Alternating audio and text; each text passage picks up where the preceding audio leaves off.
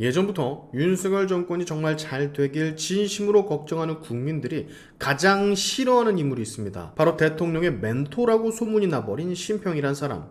쉴 새 없이 주댕이를 털어대며 이게 진짜 대통령을 위하는 사람인지 아닌지 분간이 안 갈 정도로 무엇이 중요한지도 모르고 지 이름값 올리기에 힘쓰는 사람. 관종 귀신이 쳐붙어 있나 대통령이 하는 것마다 지 조언을 받았다라느니 지가 연결을 했다라느니 쓰잘데기 없는 말을 짓거려 대통령을 비호감 덩어리로 만든 제1의 요주인물. 여러분도 아실 거예요. 이 사람이 얼마나 윤석열에게 방해를 놓는 인물인지. 오늘은 심평이란 이 변호사가 잘 풀어져가는 영수회담에 미꾸라지 한 마리가 물을 흐리는 것처럼 용천 지랄을 떨어서 지금 화제가 되고 있다는 소식 전해드릴 텐데요. 사실 용천 지랄이란 이 말도 굉장히 제가 자제를 하는 겁니다. 마음 같아선 이 세상에 존재하는 모든 욕을 다 쏟아붓고 싶지만 일단 오늘 소식 간단하게 전해드리도록 하겠습니다. 짧게 갈게요. 오늘 그가 이런 말을 했어요. 굳이 안 해도 될 말을 또다시 해버렸죠. 이재명이 먼저 제안을 해서 자기가 메신저 역할을 해 영수회담이 성사가 됐다라는 뉘앙스의 말. 즉, 이 회담에 있어서 자신이 참 중요한 역할을 했다라는 걸 언론을 통해 밝힌 건데요. 이게 사실인지 아닌지는 확인을 해봐야 알겠지만 존나 짜증나는 게 진짜 사람이 이렇게 극혐일 수 있습니까? YTN 라디오에 출연을 해서 이따위 말을 짓거립니다. 침묵을 지키려고 했는데 상황이 아주 급박한 것 같아서 부득이 말을 할 수밖에 없을 것 같다. 얼마 전 이 대표 측근 중에 측근이라고 할 수 있는 분이 영수회담에 관한 뜻을 전달해달라고 저에게 부탁을 했다. 이때 하는 말씀이 이 대표는 진정으로 나라를 위해서 회담을 하려고 한다는 그런 뜻을 밝혔다. 제가 대통령실에 이 뜻을 전달하자 대통령 측에서는 이걸 검토하면서 이것이 혹시 속임수가 아닐까 하는 그런 걱정을 하기도 했다. 그래서 제가 절대 그렇지 않다고 이재명 대표를 위해서 변명을 했다. 이재명 대표는 내가 잘 아는데 표리부동한 사람이 아니고 또 신의를 지킬 줄 아는 분이다. 그리고 이분이 보수도 진보도 아닌 실용적 사고방식에 철저한 분이고 어려움을 겪고 살아온 분이라 인증을 내지도 않는 그런 분이라고 제가 설득을 했다.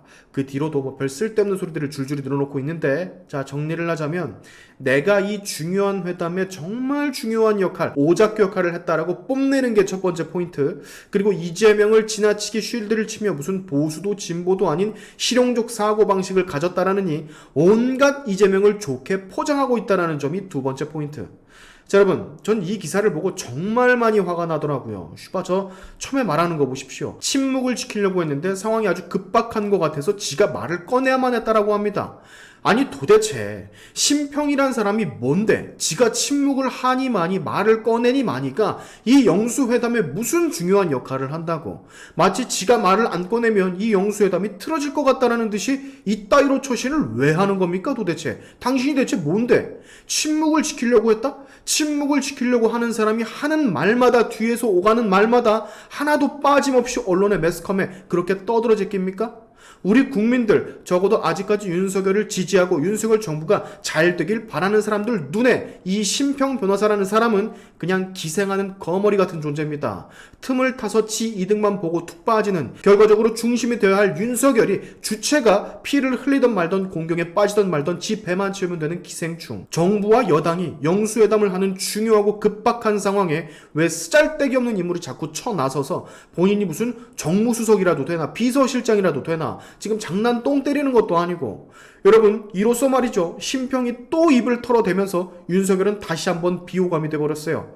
일을 혼자서 주체적으로 하지 못하고 주변인들 말에 이리 흔들리고 저리 흔들리는 능력 없는 줏대 없는 대통령으로 이 사람이 만들어버렸다고. 지금 장난합니까?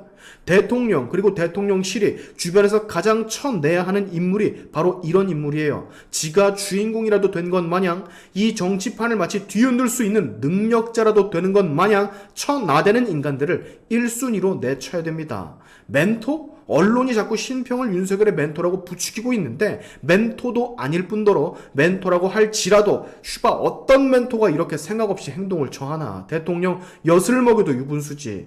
마치 영수회담을 자기가 요청을 해야만 진행이 됐던 것처럼 묘사를 하고 있는데 이미 총선에서 패배를 한 지금 어쨌든 영수회담을 진행할 수밖에 없었던 상황이었고 뒤로 미룰 수가 없는 상황이었습니다. 근데 거기다가 지가 숟가락 하나 띡 마치 내가 모든 걸 다 연결했다라는 것 마냥 말하는 저 말본새가 전 너무 짜증이 나요. 뭔데 도대체 당신이.